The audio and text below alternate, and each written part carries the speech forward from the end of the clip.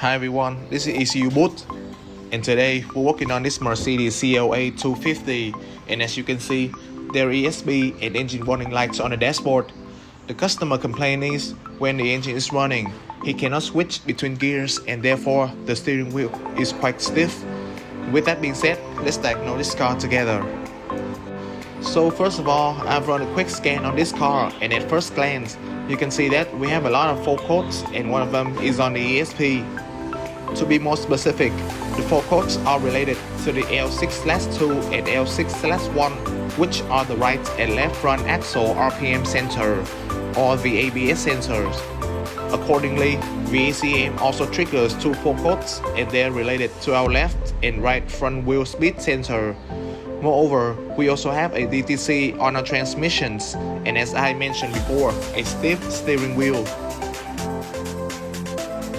So before doing anything, I'm going to explain how the ESP works.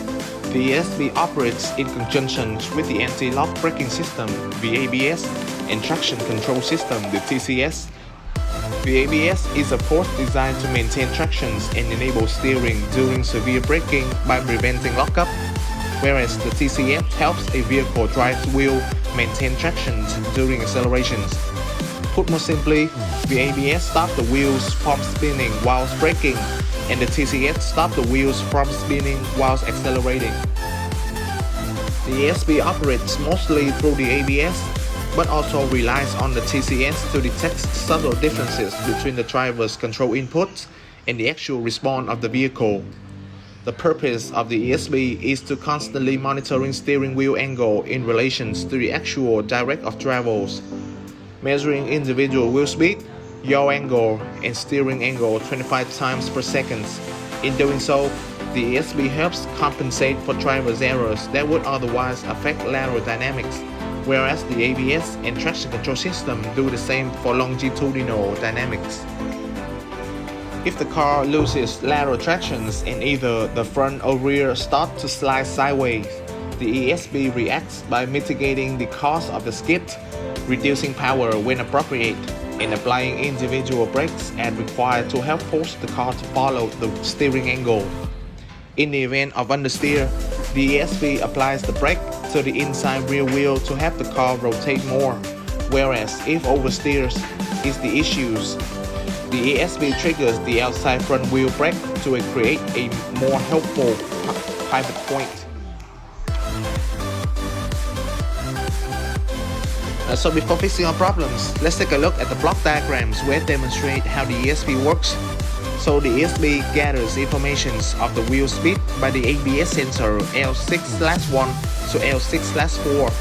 Then the ESP will send a corresponding signal to the ECM through CAN E, and from there, it will control the transmissions to change gear with the appropriate load of the vehicle. Furthermore, the ESP also relates to the ABS and resulting in the stiff steering wheel.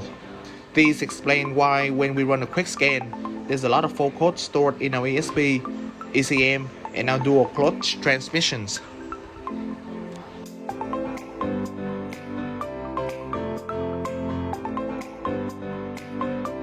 So after analyzing all the possible causes, we can see that it all starts with our front axle ABS sensors. It can either be the faulty sensors on broken reluctor ring at the propeller shaft, or maybe the signal is not being transferred due to the open circuit. So off camera, we've already checked the reluctor ring and they're in good shape. Then we're gonna go ahead and checking our sensor by measuring their resistance.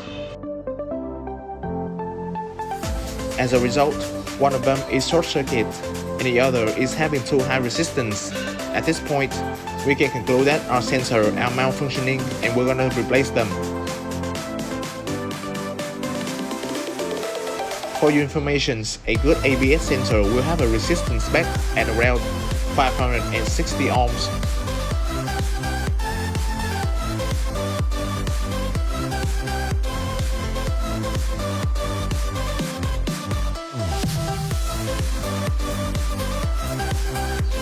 So after replacing our ABS sensors, we can see that there's no longer any warning lights on the dashboard, The transmission is perfectly shifted and our steering wheel is back to normal.